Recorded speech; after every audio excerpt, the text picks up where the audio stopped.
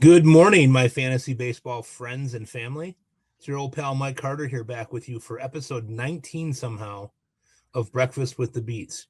Joining me as always is my good friend, compatriot, comrade in arms, Dave Funnel. Dave on the other side of the national line here in Canada, and I'm here in the funky Midwest. Just wanted to let you all know, for those of you who are listening, I thought I'd share with you a microcosm of my last 12 hours of life and see if you find this to be humorous. Dave's already laughing because he knows what happened to me. So last night, my son got sick at a corn boil. We have our town, Batavia, that we live in, does a corn boil every year, a fundraiser for sports and different events around the school at the beginning of the school year. And he has really significant dairy and peanut allergies, shellfish, a bunch of different things. He accidentally got an ear of corn that had been stuck in real butter, and he became violently ill. So had to go pick him up while I was in the middle of cutting the grass. Now, for those of you who don't know me, I'm 5'10" and about 235 pounds. And yesterday was an 85-degree day with 100% humidity. So you can imagine what I looked like going to pick my son up at the high school, completely covered in sweat, pick him up, bring him home. Then my night got more interesting because about 12:45 this morning, the fire alarm went off at school, and so I had to run back to my office. I'm in my office right now, following day here, recording the show with Dave. The fire alarm went off. There was a fault in the system somewhere, so I'm walking through here, bleary-eyed in the middle of the night, in shorts and a sweatshirt, a baseball hat, of course, leading the firefighters around. They're all wide awake, and I look like I'm the last rose of summer, as my mother would say. And then this morning, you ever see those memes where they have the idea of, show me you have teenagers without saying a word? Well, I should have taken a picture of the syrup container because I made myself a couple of waffles this morning, and the syrup container is covered on the outside with just as much syrup on the outside as there is on the inside. So that's pretty gross. I eat my waffles, get ready to come and record the show with Dave. What do? Taking out the garbage, walk into the world's biggest cobweb that I never even saw, covered from head to torso in cobwebs. Go to swing the cobwebs away from my face, but I've got a syrup hand now, and so my syrup hand catches the web. It becomes a disaster. I'm 15 minutes late for the recording. Thankfully, Dave has the patience of a saint. I know that my day is only going to get better from here because we're talking about baseball, and I'm with my good friend Dave, and we're going to bring you a really packed show today. Dave, good morning. Are you coffeeing up?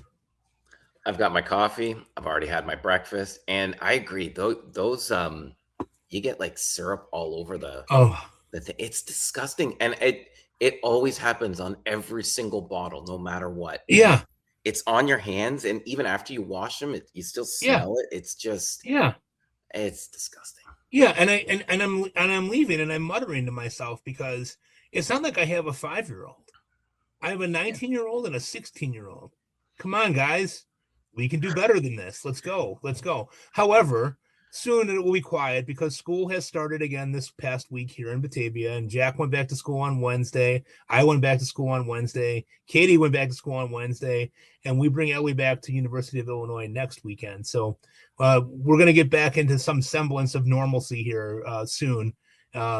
Obviously, it's summer was fun. It was a great time being able to spend time with family, but I'm ready to be back on my schedule. So, Dave, intro to the show here, episode 19. Great question that you asked this week that really got us thinking about the moves that we make and the moves that we don't. What's one trade that you made or didn't make that you regret or are happy about? Okay, so two trades.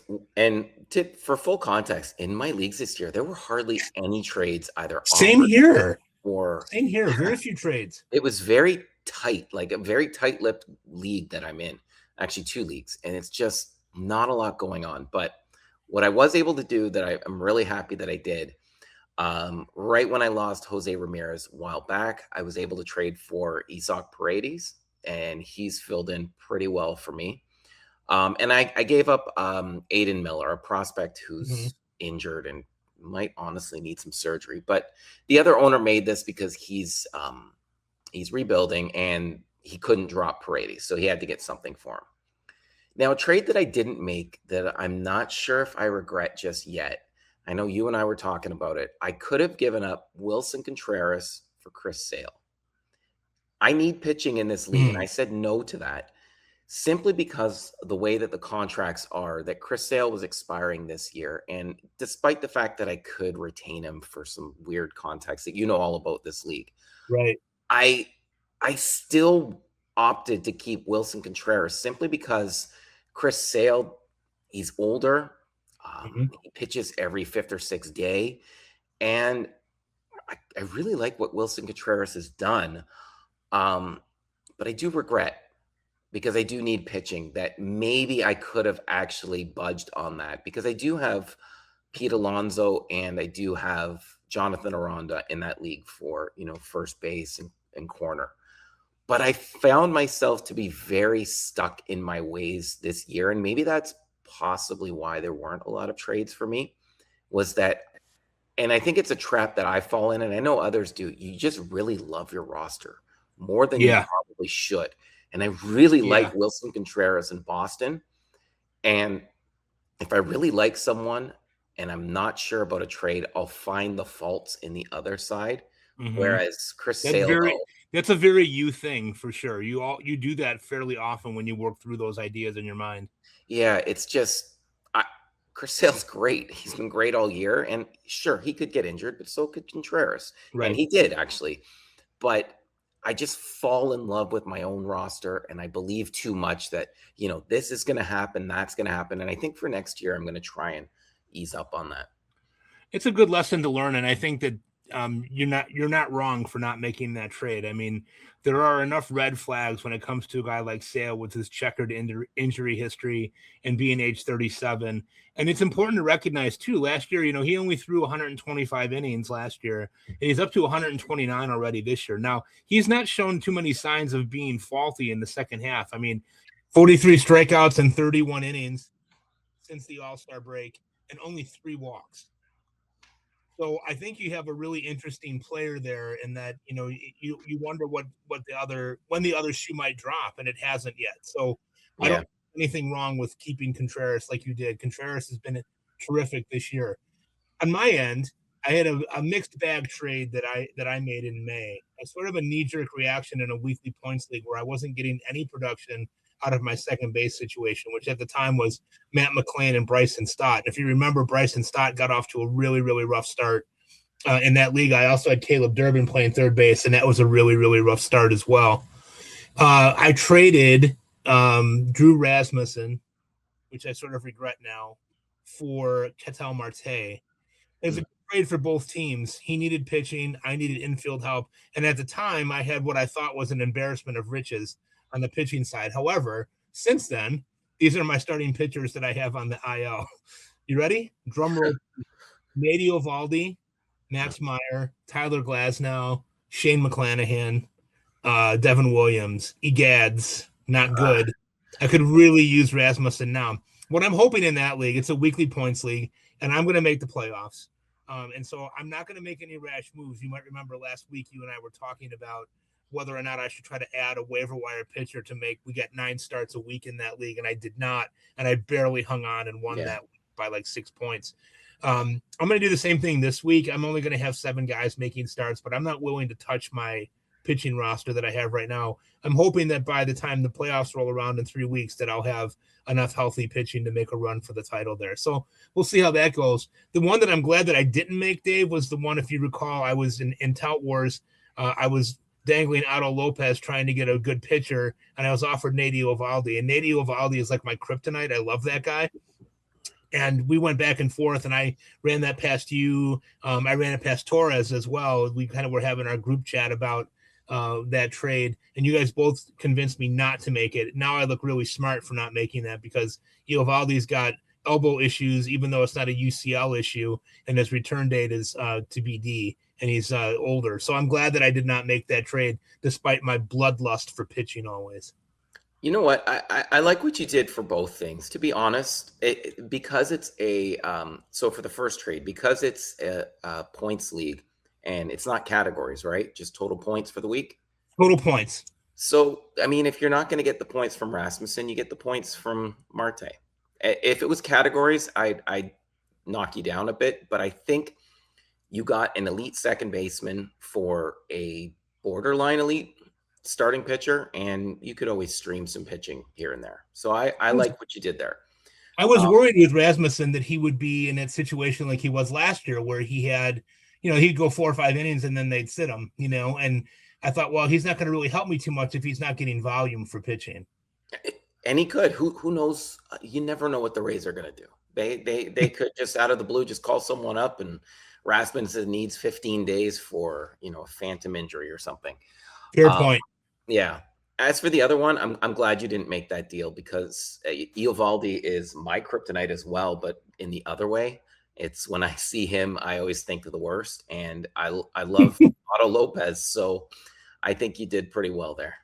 So next year, Dave, what you're telling me is we have to co-manage a team. Yeah. That would be a really interesting. We'd have to clear out a lot of time to be able to do that, I think. Oh, that's funny. All right, Dave, let's shift into our beat writer roundup. And you found some great articles this week. And I this first one, I think it was really a fun one.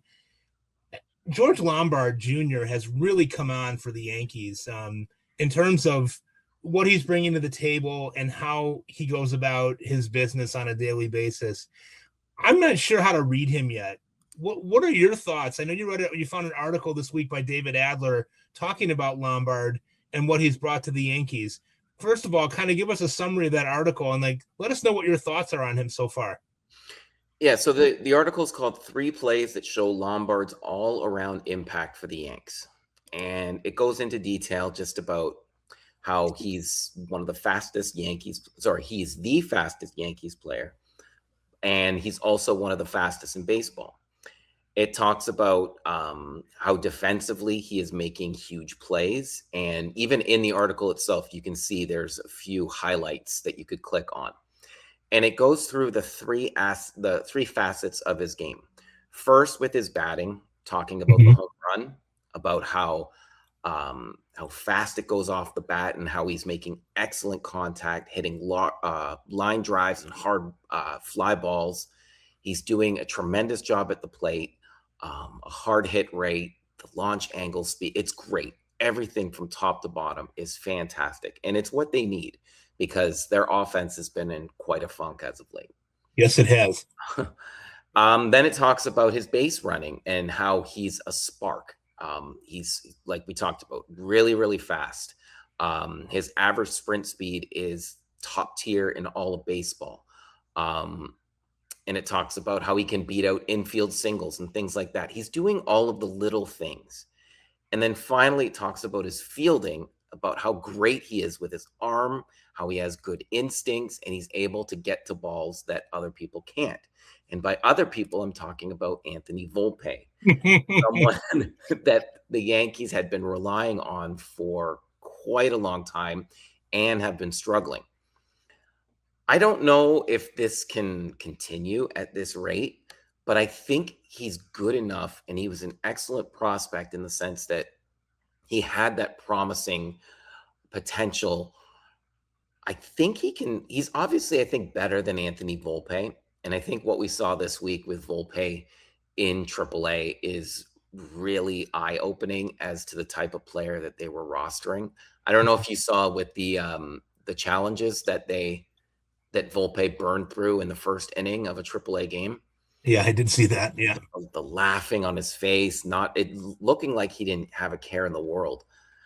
And here you just see a guy stepping up to the plate, putting himself into it. And you can just see in his body language that he's out there giving it his all. He's got his eyes are laser focused on everything. So whether or not he can continue at this elite rate for fantasy, I think he's going to remain as the team's shortstop. And for volume alone, I think he's someone that you need to roster. I did roster him in a couple of places where I was able to get him, where I had some really good fab left still. I think on this team, he doesn't really even need to hit all that well as long as he's providing them stellar defense, right? I mean, they have some people hopefully coming back at some point, Judge and Stanton kind of leading that charge coming back, they really need to have a good glove there. And Volpe really had looked like he had taken a further step back this year, just in the times that I had seen him. I agree with your assessment of Lombard. I got to see him play. Now, granted, it's one game, one small sample size, but boy, the defense is there. The speed is there. The ability to get the balls is there. And to be really honest, I did reach out to my good friend, number one Yankees fan besides Torres, Dave Fitzgerald, and I told him not to say it this week because I know it's coming. I told him not to say it. I go, don't. Say that again. Say that again. I said, don't say what you're thinking. I know what you're thinking. And what he was saying was, I'm not going to say it yet. And I go, don't say it at all. And I'm waiting for him to say, he said about an hour later, do we have another Derek Jeter? I'm like, oh my God. Oh, for God's sake, David. Come on, David. You're better than that. You're better than that. But Lombard is a good player, and there's no doubt about it. What he's doing at age 21 there in the major leagues in the middle of a pennant race is pretty exciting. Agree with your assessment as well, that if Lombard is drifting free in any of your leagues, that you grab him because I think he might be a great volume play. Shifting to another article here, Dave, you have a Tim Stebbins article on Foster Griffin. Foster Griffin is a very, very fascinating guy when you really kind of take a deeper dive into him. And when you put this on the show, Doc, I did do a little bit of a dive on him. Really a good acquisition there for Cleveland. I was jealous when they did acquire him. I know Dave McDonald was very excited about adding Griffin to their rotation, even though the Guardians have sort of fallen on hard times here the last week or so. They're 5 games below 500. They lost 2 out of 3 to my beloved White Sox this past week, and they're still hovering, though. They're 5 games behind in the Central. Talk a little bit about what Stebbins said in that article about Griffin and a little bit about what you discovered about his pitch mix. Yeah, so the article is called Vast Arsenal Defines Griffin's, quote, second chance in baseball. And it goes into talking about how he's a different pitcher now than he was in his first turn before he went away. Before, when he was wandering through different teams, he had just a fastball, a curveball, a changeup, and a cutter. And now he's added a slider, a splitter, and he's got 7 different pitches, which is fantastic. But the biggest thing was that he wanted to stop chasing velo and look for different ways to get batters out. That's tremendous understanding of who he is, what he has.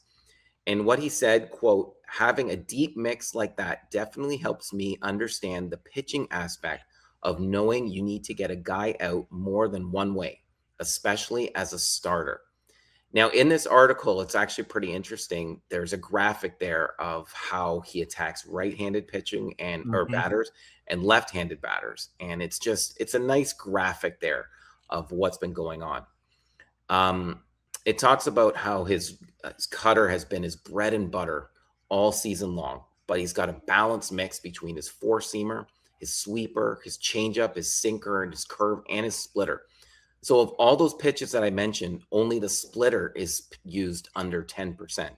Right. The rest, it's just a wide variety of different pitches, different ways of attacking and confusing the batters, and it's pretty great. The one interesting thing that I did see was that he actually calls his own pitches in Washington and Cleveland. I didn't actually know that, but he just said he didn't have time with the pitch clock, to say no to pitches or he wanted to be comfortable within that small, short time frame. Now, he hasn't really changed his arsenal much since joining the Guardians. He did lower his, I think it was his cutter on his first game, but he actually threw more of it back on the second game. I really like what the Guardians did here. I was surprised that the Nationals gave up on him, but I know he is an older pitcher. So it was almost like found money and they kind of wanted to patch in. Absolutely right. Yeah. And to quote Guardians fans, I don't know, maybe they have another Bob Feller here. Well, let's not get too far ahead of ourselves here, David. I'm kidding. I do like Griffin. I do like this acquisition for the Guardians. I love these lefties that are those crafty lefties that know how to get guys out. He does not use high velocity. I mean, his hardest pitch that he throws is really that four seam, and it's about 91 miles an hour. But when you're a lefty who can throw that cutter in on the hands of right-handed batters, you're going to be ahead of the game a lot of the time. And to your point, he uses the cutter more against righties than he does against lefties. When you see really good starting pitchers like this that have multiple pitch mix, they do have a different way that they go about attacking right-handed hitters versus left-handed hitters. And I'm glad that you pointed that out, because a lot of people who don't pay as close attention as what you do miss that. They miss how guys are actually actively going around to attack hitters. And Griffin does that. He doesn't get a ton of strikeouts. He's got a 22% strikeout average, but he also doesn't walk anybody. And when you don't put base runners on and you give up a couple of hits, that's okay, right? You walk somebody and then give up a couple of hits. It could lead to a big inning for you. So I like what Griffin is doing, and I think that that's a really solid pickup for the Guardians. Kudos to them for doing that. I do think that he could be a guy that moves up pitching ranks next year just based on what his consistency was like this year. I think so too. And he's on a team that really knows how to develop pitching. So he's in a good place. Well, here's one that's going to rankle Torres.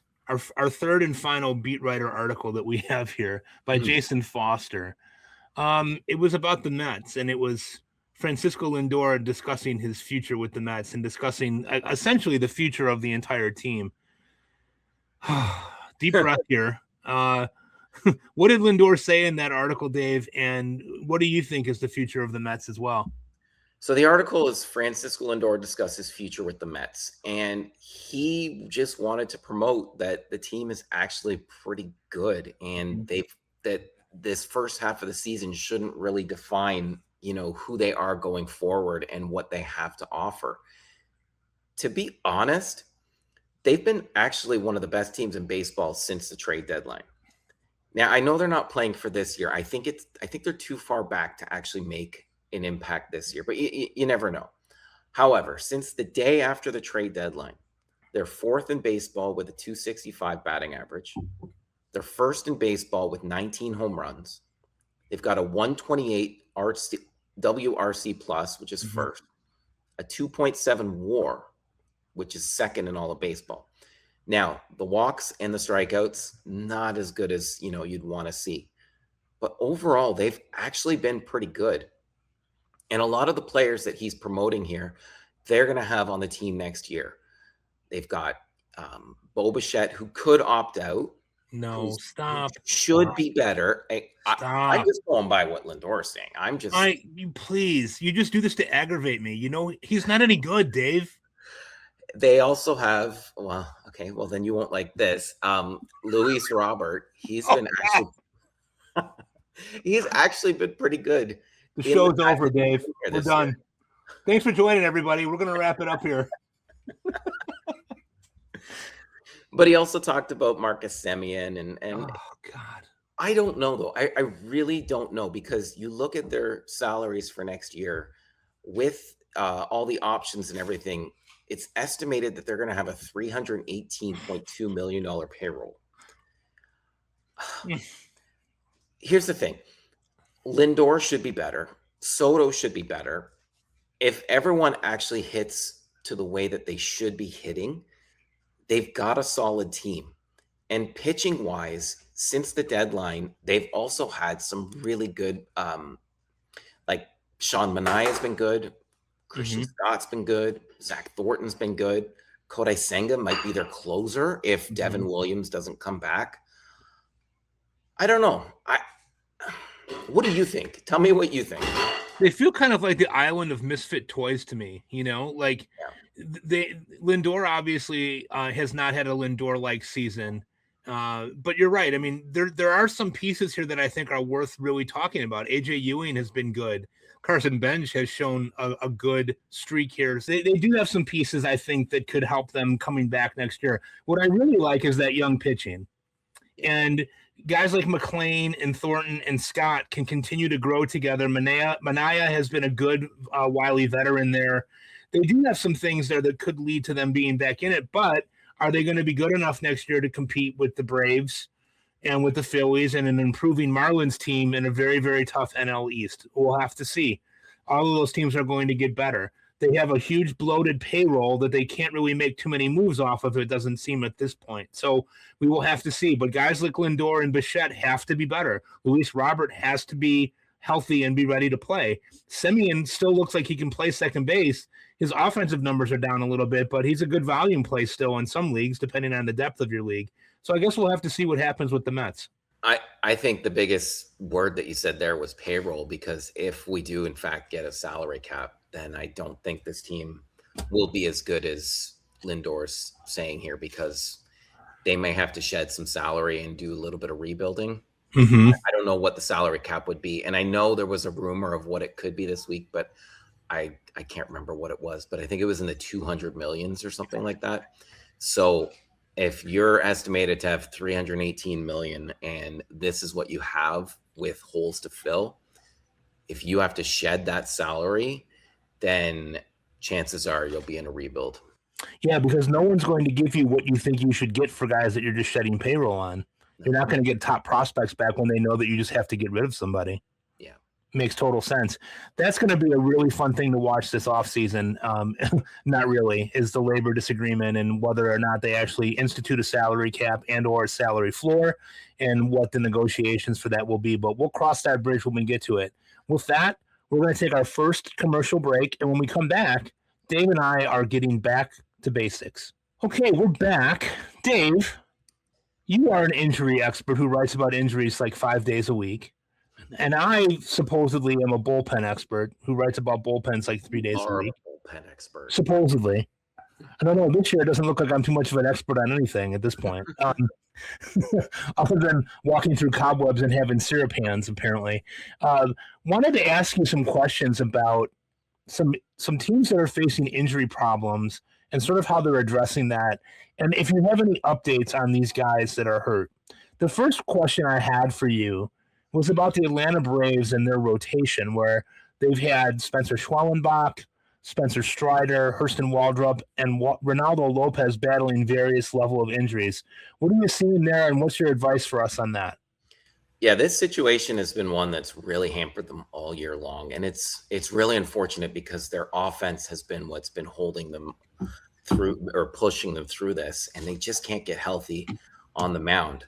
So Schwellenbach is throwing bullpens right now, but he's not 100% healthy enough to progress to live BP.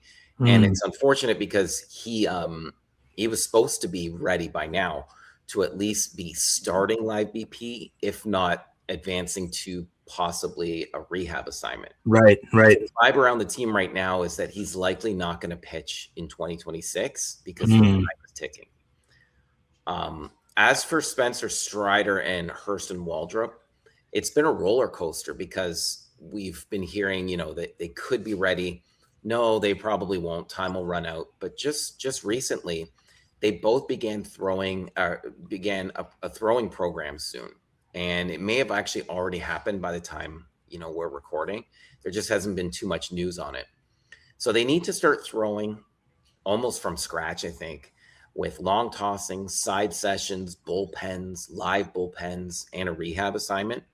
There really isn't that much time left for fantasy relevance, right? Possibly for the playoffs. This might be like what the Red Sox are doing with Crochet. They just want to get these guys back for the playoffs. And then finally, Ronaldo Lopez, he threw a bullpen on Tuesday, and Mark Bowman, who writes about the Braves on MLB.com, he thinks he'll be back soon, and the team views him as a starter. So he's someone to possibly stash in leagues if you are really desperate for starting pitching. Although I kind of like AJ Smith-Shawver more. I do too. I think Lopez, I saw him here in Chicago for a long time before he got moved out. And I just worry about him with the octane. He doesn't seem like he's going to go very deep into games, and he's not going to get you a lot of strikeouts. So the propensity for there to be violence in his box score really bothers me for adding him as a starting pitcher. As for Strider, boy, I'll tell you, I think you look at Strider and you see he's kind of been all over the map the last couple of seasons with injuries and different concerns in terms of what his game has looked like. But if you kind of take a deeper dive into some of the metrics, if he cuts that walk rate back down to a normal level, he can still be a very effective starter in the major leagues, I think. Don't you? I do, but I think it relies on his velocity, unfortunately. And coming back from he had the internal brace. So coming back from that, if you can't alter the way that you pitch and change your mindset into, I have to do something differently in order to succeed. And I don't know if he did that or not, but I also know that the velocity wasn't there, which tends to happen too with these injuries. So either he didn't have enough time off, or he didn't change, the way he pitches, and he just couldn't get that velocity. Until he does all three of those things, I don't know how successful he's going to be. He needs to throw something more to righties. He focuses so much on the fastball and the slider. He needs another pitch to get right-handed hitters out, I think. I think so. He needs something else in his arsenal, but he's such a smart guy, and listening to him talk and be so aware of his body and what he's doing, I think he's going to be okay if he can actually come around the ways that I was saying and actually understand what his body needs to do. I think he can do that. He needs a changeup. Yeah. I love changeups.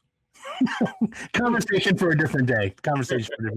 Okay, Dave, let's shift over. Next injury concern that we have is the Yankees outfield. Boy, they've been decimated. Aaron Judge, Cody Bellinger went down about 10 days ago.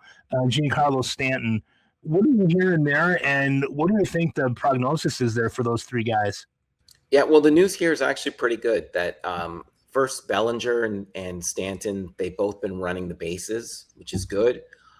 Bellinger has been running at about 90%, and they think that he's going to start a rehab next week.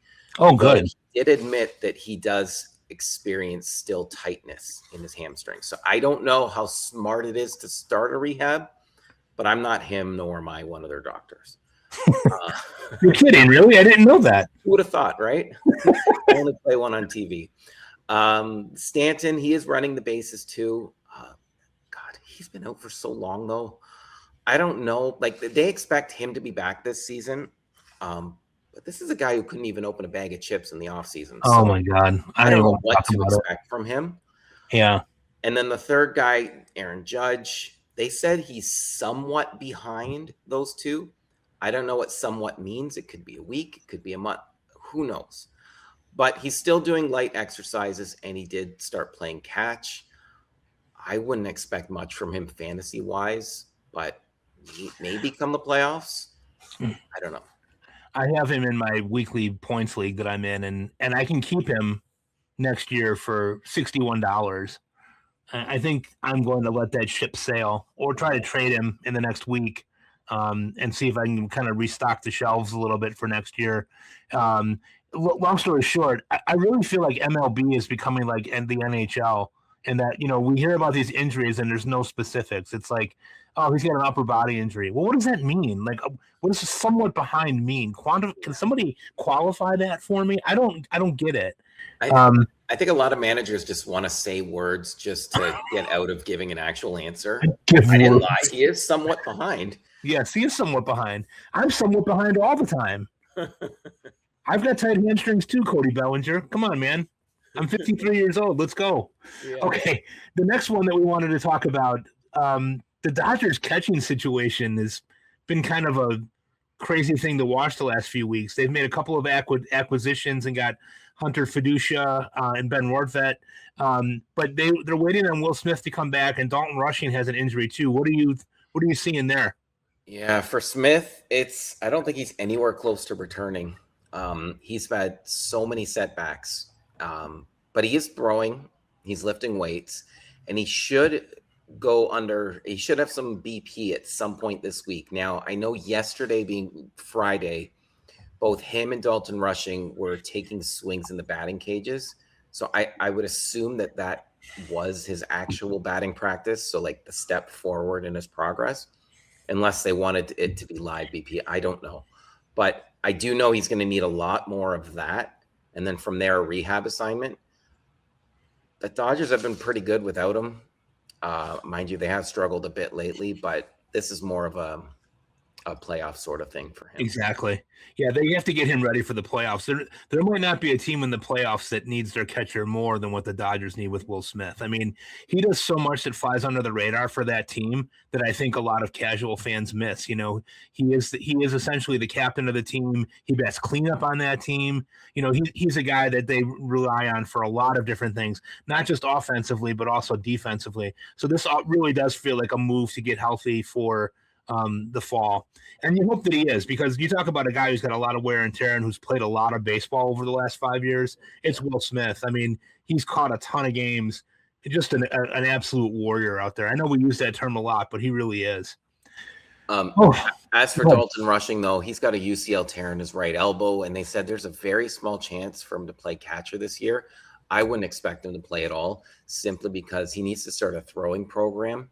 And he can't play anywhere else in the field, and he can't even play on as the DH because Ohtani's there. Yeah, they don't really have a spot for him, and I'm not a big fan. So you know, either in fantasy or in real life. So I don't really care what happens to Dalton Rushing, just to be honest. Okay, it's like a never-ending hit list here on me. So now we're going to shift from the Dodgers to the Pittsburgh Pirates, and my favorite all-time fantasy player, O'Neill Cruz. They have some pretty serious injuries here on their team as well, don't they? With Cruz and Griffin and Endy and Ryan O'Hearn all kind of coming back in various stages from a variety of different ailments. Yeah, so this is a team that if they could somehow get healthy in the near future, I think they could make a run. And it's unfortunate because it's been years of suffering, and now they finally get all the players that they really need to win, and they just can't get them on the field at the same time. So O'Neill Cruz, he's struggling right now in his rehab, and he's striking out a lot. And I know wait, what?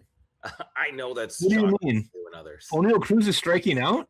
Yeah, it's unbelievable. Let me ask you a follow-up question to that. Can he hit lefties yet?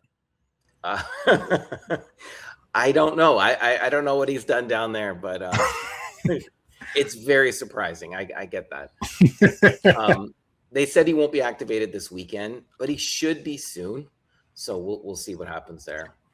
Connor Griffin, he's supposed to have a checkup in the coming days. So once we know what the results of that checkup is, how he's doing, if he can take some steps forward, we'll know how he is. He's eligible to come off the IL on September 4th. Mm-hmm. I don't know if that's going to happen, but I don't know. We'll find out. Once we find out the results of this checkup, we'll know where he can go from there. Endy Rodriguez, such a sad story because he's such a good player, but he's always hurt. Can't stay healthy. Yeah. So I wouldn't expect too much from him, even when he does come back at some point, because I think he's just going to get injured again. And then the outsider here, Ryan O'Hearn, there haven't been any updates yet, but he was originally scheduled to miss 6 to 8 weeks, and that was as of the beginning of August. Mm-hmm. So there's a chance if he's either on schedule or even slightly ahead to put in 2 to 3 weeks. He did come back early from his last injury earlier this year, so there's a chance he might do it here. I feel really bad for O'Hearn because I feel like he was finally getting an opportunity to show people what he could do with everyday at bats, and then he got hurt. I do like this Pirates team quite a bit, and as much as I ballyhoo on O'Neill Cruz, he's a heck of a player. I mean, the guy has just got an incredible skill set, and he looked like he was really kind of starting to coalesce a little bit more this year. You know, things were really coming together there. It'll force me to really reconsider him in those long winter nights in Chicagoland and see where he comes up in drafts in the springtime. Yeah. Okay, last one here, Dave, and please give me good news on both of these guys. The Padres rotation. Padres had an interesting trade deadline, I felt like, but we're waiting on information and performance from Joe Musgrove, who's yet to throw a major league pitch this year, and Nick Pivetta as well. What are you hearing on those guys? And please make it be good news for me. Would you take 1 out of 2 good news? Okay, I'll go with it. Musgrove, he's up to 39 pitches. He himself said he feels better than he's felt in the last couple of years. Mind you, a lot of players say they feel great, so you never know. But he's looked good. He feels good, and he's going to need a couple more rehab starts before he comes back. He could come back by September, I would say. Mm-hmm. And that would give you 3 or 4 starts in the month to really give you some fantasy impact. Nick Pivetta, he had some setbacks. The biggest one was recently on his rehab, where early on he just threw a pitch and walked off the mound. He was done. He knew something was aggravated, but he did throw a bullpen shortly after that, and actually threw a lot of pitches in that bullpen. So I'm not saying it's unlikely that he'll return, but I would put him a little farther back than Musgrove when it comes to timelines, simply because of the setback. Yeah, I had the misfortune of rostering Musgrove during Tout Wars draft, and you have unlimited IL there, so I've held on to him. But I was really hoping that he would have been back earlier in the season, second half, based on everything that had happened there. That just hasn't happened. My Tout Wars pitching staff has been an absolute, unmitigated, unprecedented, probably in Tout Wars disaster. So anything I could get out of him would be great and helpful.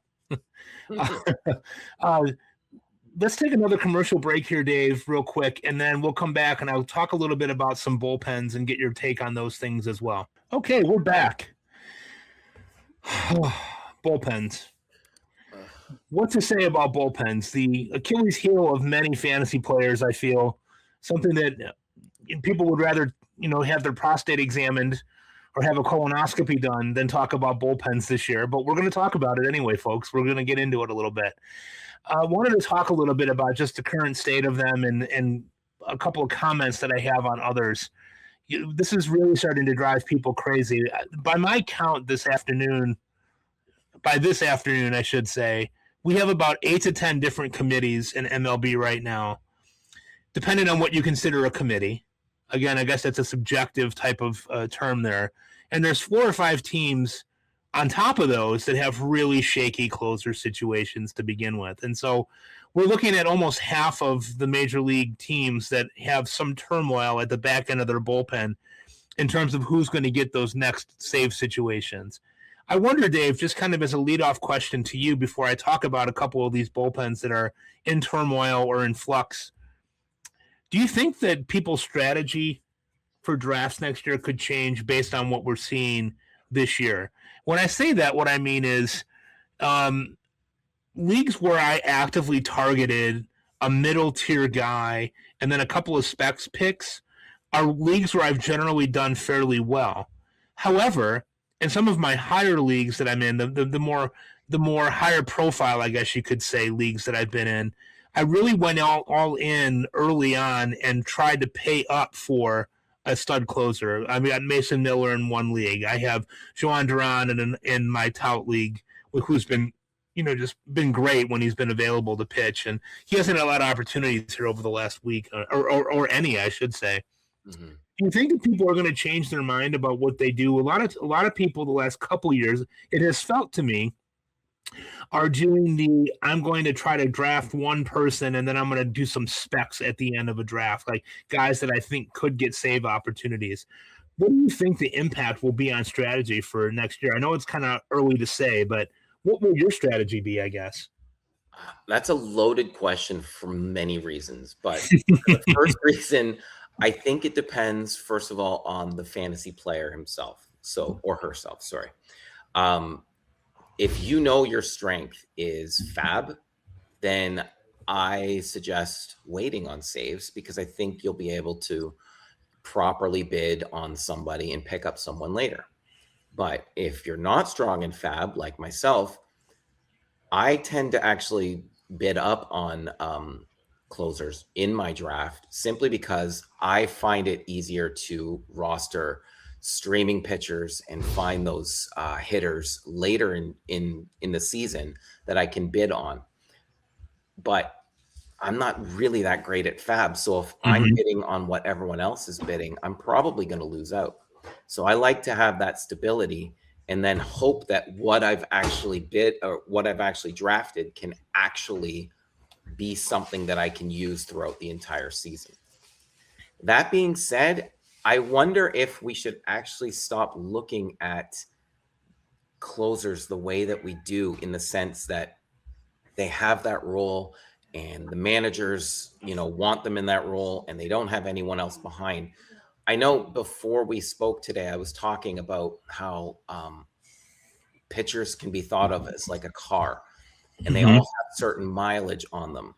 Well, a starter's mileage before it needs to go to the gas station or the shop has a lot more than a reliever.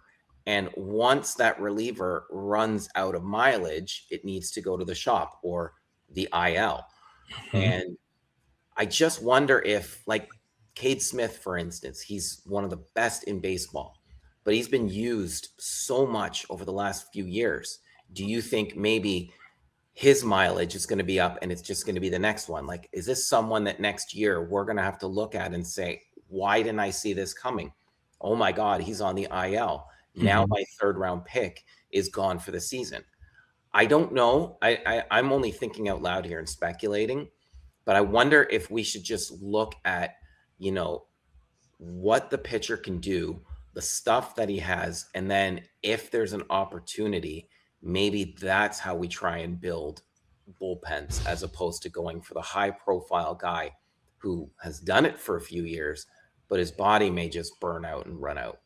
So hard to say because luck plays such a factor in so many of these things too, right? I mean, you can look at a bullpen till you're blue in the face and try to play along with the manager and figure out who's going to be the closer. And then the manager has a change of heart and feels like, well, I'm going to use this guy in the seventh inning to be able to get a couple of key outs, and then I'll just figure out the back end later. So these roles that are so fluid make it hard for fantasy players to roster these guys unless you know for sure it's like a sure deal, like we talked about, like a Cade Smith or in a role this Chapman. Like you know what you're getting, you know that those guys are going to close. It's pretty simple. Yeah. But I wonder if one of the things that we need to think about in fantasy baseball is changing that statistic in general and making it saves plus holds or doing something of that nature so that you can have more flexibility in building your roster and not spend a super high draft pick. I feel like I don't ever like that. I'll be in Glarf or whatever, and then I spend a third round pick on Cade Smith, and I'm like, I just feel dirty after I do it. Like I don't like it. There's so many other guys that I would rather take there, and then I just do it because I'm like, I got to get 35 saves there, and I think he's the best bet to do that. Some years it works out, some years it doesn't. I'm good, I think, at speculating on other guys down the road. And so if I get a guy that I know is pretty solid, I feel pretty comfortable that I can build back in around that. You know, Tout Wars was a good example of that this year. I took Jacob Lotz in the reserve round, not knowing what his role would be, but knowing that I liked his stuff and I liked the way that he went about his business. Now, I didn't have a crystal ball to know that he'd have 20 plus saves at this point of the year, but pairing him with Duran and then adding a Grant Taylor in to help with ratio control really helps a bullpen there, you know, if you're able to do things like that. Now, that's a good example of being lucky. But there's also some skill involved in that and being able to identify those underlying guys that could end up having expanded roles, especially in the season second half when you really need to fall into some extra saves. Yeah, it's unfortunate too that saves is just one category. It's the only, and it's you pick a reliever for one category, and it's the only position in all of baseball where you're playing for just one of the 10 standard categories. Right, right. Yeah, so I hope that that's something that we will address, and I know that when we were in Arizona for first pitch, that Rick Graham and I will be talking about that leading off the series there. For those of you who've never been to first pitch Arizona in November, boy, let me tell you, that is a great weekend of talking nonstop baseball, seeing baseball, fantasy baseball, lots of great people that are down there. If you're ever considering going, I know it is an expense for many people, but boy, is it really something to get involved in. It's a great time down there. And you could come and see my fat head speak on Thursday, which will be great. A couple of bullpens I wanted to talk about, Dave. Of course, I can't go too far without talking about my beloved White Sox. You know, Grant Taylor should be the closer there. Is he really the closer? I can't really tell you anymore. He blew a save on Tuesday in the Cincinnati series. It was pretty nasty. He's got 6 saves and leads the team, but it looks like they're kind of a committee, even though if you go on roster resource, Grant Taylor will be listed as the closer, but the actual usage pattern is that they tend to use him for 2 innings at a time, and then he doesn't pitch for 3 or 4 days, which drives me absolutely bonkers as a fan. When you know that he's the best weapon you have in the bullpen, then he's not being used. The Sox do have some interesting guys, though, that they've added to that bullpen. Trevor Richards has been a really good find for them in middle relief. And Oscar Brazaban, who they got at the trade deadline, and Jordan Hicks looks absolutely resurgent with them. He's got command back. He's got a couple extra ticks on his fastball. I do think Taylor is probably the best bet to get saves there down the stretch, but who knows what that's going to end up looking like. It's amazing to me that you could have a first-place team and a bullpen that's in this much disarray. It just speaks to the weakness of the American League Central. Going to the north side of town, one thing that I would like for fantasy players to consider is that there's a lot of talk around the return of Daniel Palencia.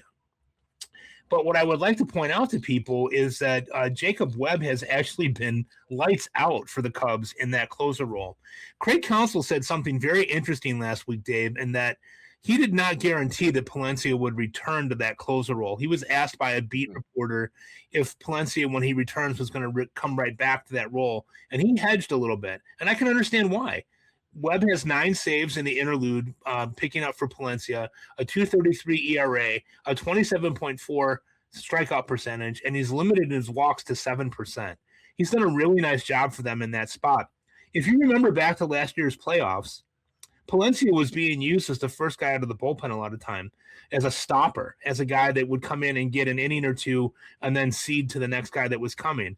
So I don't know that they actually view Palencia as their A closer. It could end up being a mix and match situation too with Palencia and Ryan Zefferjon, who they got at the trade deadline as well.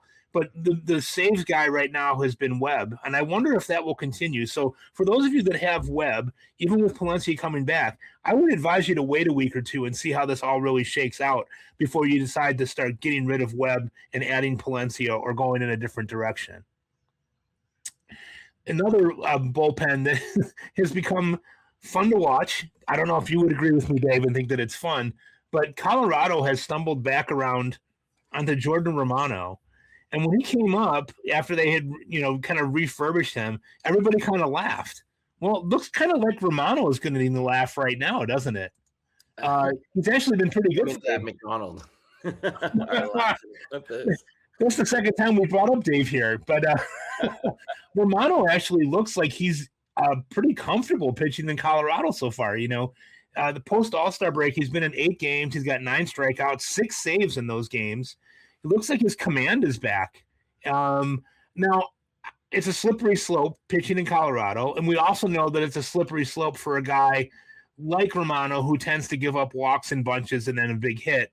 He does not give up a lot of homers, though. He's only given up 1 home run all year, despite his high ERA, but it's coming down. I don't know if you've been looking at that at all, Dave, or paying attention at all to what he's doing or how he's getting things done, but man, oh man, he's been really good in limiting barrels, and the strikeout percentage is up above 27%. Do you have any interest in adding Romano anywhere? I mean, to be fair, it's a Colorado pitcher. I don't remember any Colorado pitcher I've ever rostered.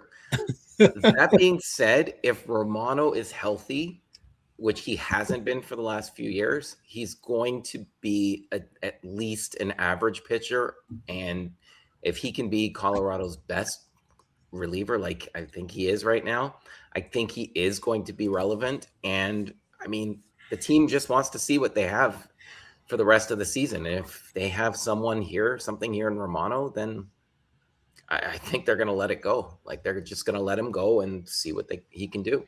I think it's a great story. I always root for these guys who have the injuries and then the ineffectiveness and can't find it. And when they do find it again, I think it's a great story, So I'm pulling for Romano. I don't currently roster him anywhere, folks, because I'm afraid of the 8-run explosion in the 9th inning that is maybe coming at some point. But he's been really effective the last couple of weeks there.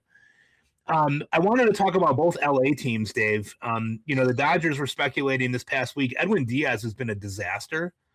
His ERA, I joked about it this past week in an article that I wrote at Rotoballer. His ERA is as high as my batting practice ERA at Batavia High School throwing BP. It's not been good. He's got a 10.66 ERA. Now, that being said, Diaz did bounce back last night and get a save. He was set up by Tanner Scott. Roster Resource is currently listing this as a co-closer situation. And I could definitely see Dave Roberts mixing and matching because we know of all the managers in baseball, Dave Roberts will say one thing and do something completely different when the game is on the line. Um, are you in any situations where you're rostering one or both of those guys? Personally, I'm not, but I would not get rid of Edwin Diaz by any means. I know. Sorry, I wouldn't get rid of Tanner Scott by any means. Sorry. I know that Diaz hasn't looked great at all. The velocity is still working its way back up. And it's still a tick or two below from where it was when he was at his most dominant. And coming back from a major surgery, it does take a while, especially as a reliever, to really get going. I mean, for a starting pitcher with that kind of injury, a couple starts could be fine, but Diaz has to work through multiple innings, which could be multiple starts or relief appearances, and it's going to take a while. So I would keep Tanner Scott because I think he's going to get some opportunities. And the Dodgers right now, they're, like we've said multiple times, they're working towards the playoffs, and they're just going to use as a closer who works best by the time the playoffs start.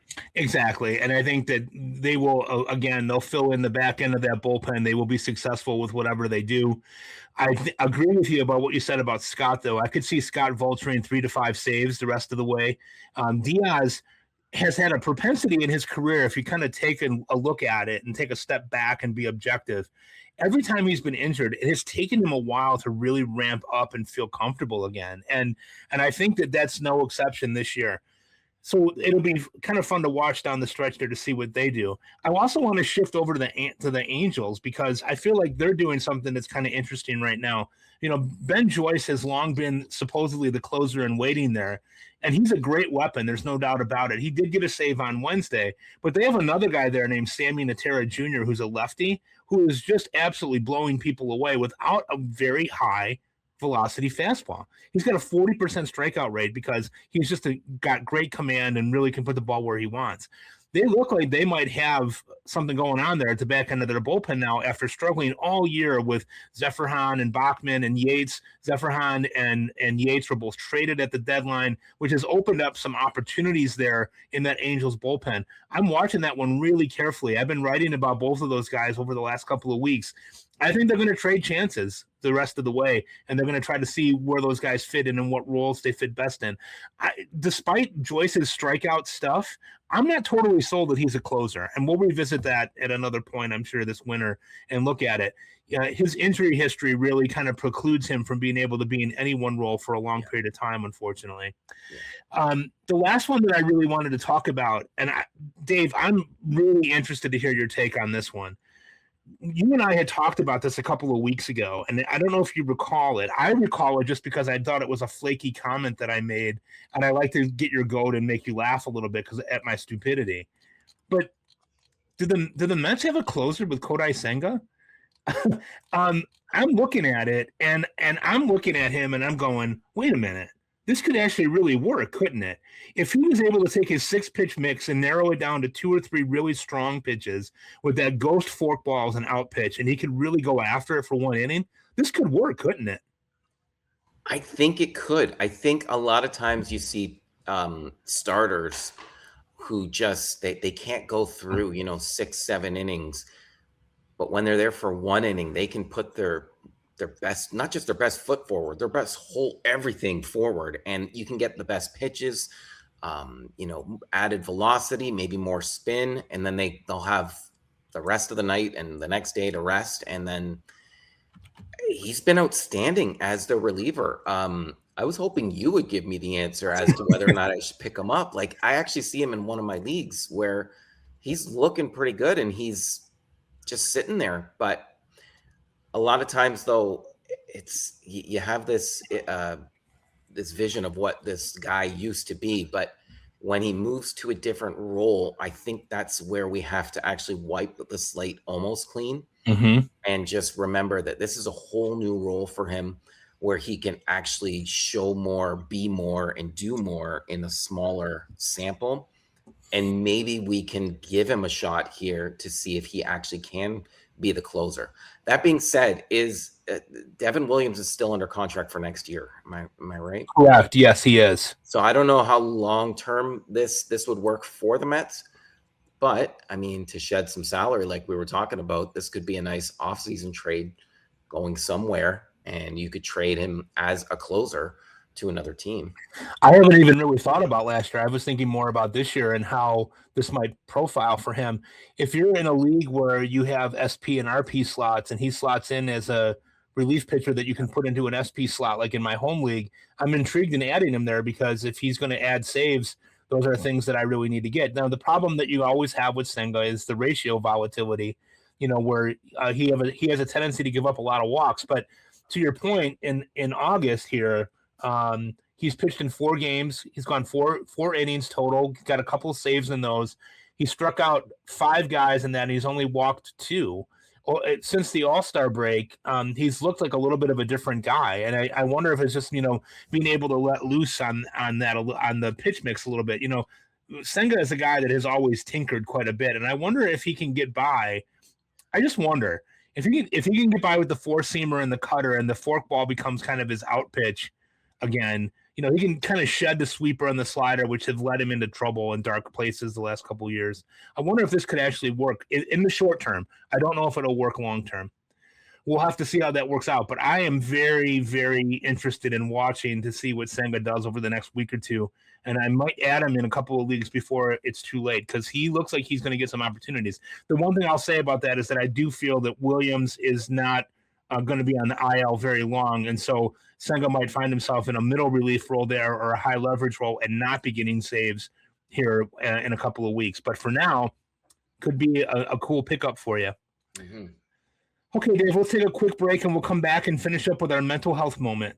All right, Dave. So you're not quite heading back to school yet, but I am. And we've been talking a lot for offline and in the show over the last few weeks about how important physical health is for people, especially for men as we age.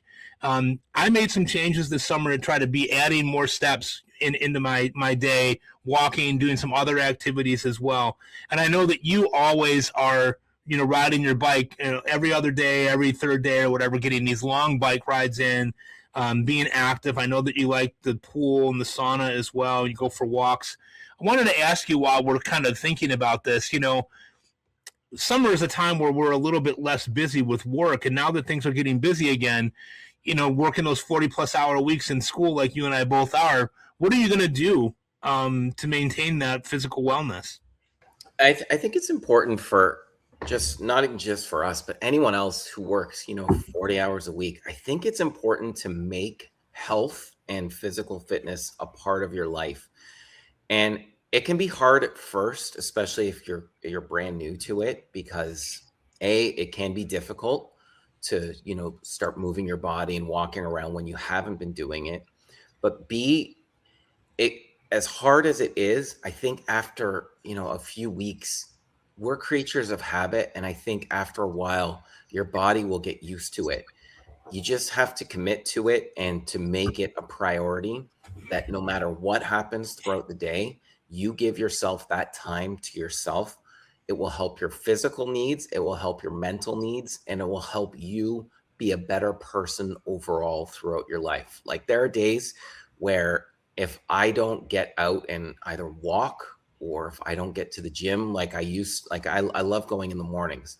And if I don't get there throughout the day, my mind is off because A, I'm out of my habit, and B, I don't have that relief knowing that I gave myself that time.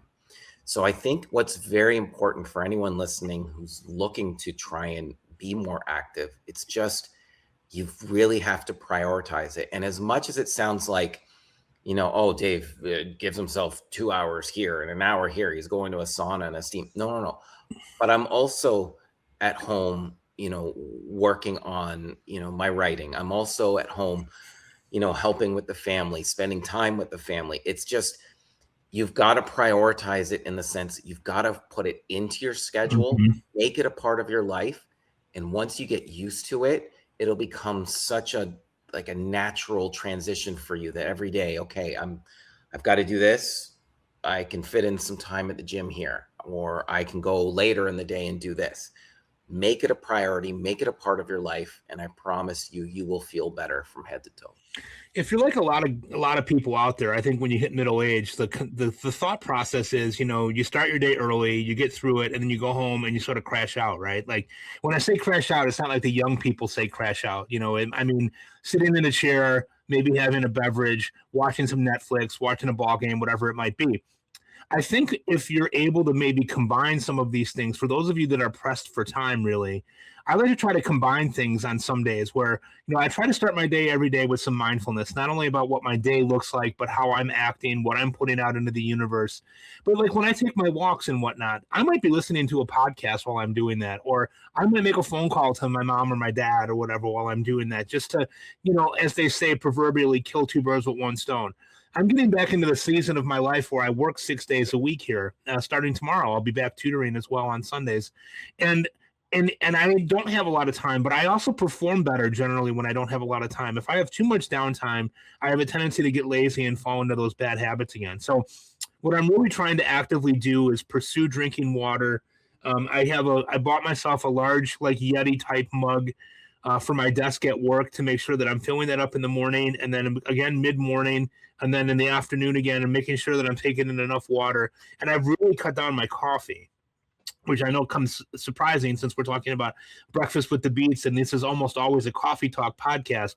But shifting and putting my coffee into a Yeti as well causes me to drink it slower because it stays hotter longer. So I don't pound as much coffee as what I was doing. So if I can have 2 cups of coffee a day, that should be plenty. And then really kind of trying to maintain those other gains that I've made so I can keep the weight off. I lost about 8 pounds this summer. And while that doesn't seem like it's a lot, as some people would say, when you're fat like me, it's like throwing a deck chair off the Titanic. It doesn't really matter all that much. But I do feel a little bit different. I do feel like I'm a little bit more vibrant. And with my rheumatoid arthritis and Sjogren syndrome that I have, I really got to stay active to make sure that I don't fall into continued disrepair. And so I really want to make sure that I continue those gains, and I'm going to try to work hard to make sure that I'm doing that. I say that, and by next week, I'll probably be like, Dave, I'm just laying down now.